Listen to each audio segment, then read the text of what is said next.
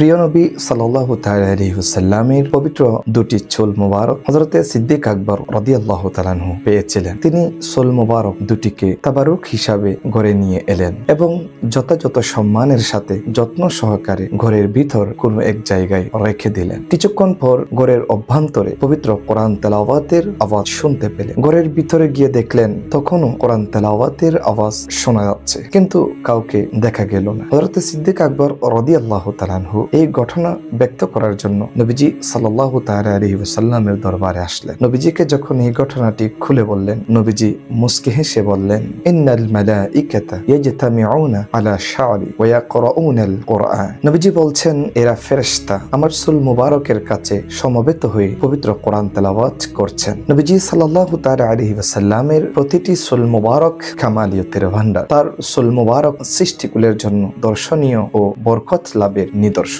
যেসব লোকের চুল মুন্ডে নাফিতেরা নালা নর্দমায় ফেলে দেয়, ওরা যদি নবীজি সাল্লাল্লাহু তাআলা আলাইহি ওয়াসাল্লামকে তাদের মতো দাবি করে, তাহলে তাদের মতো বদতমিজ আর কে হতে পারে?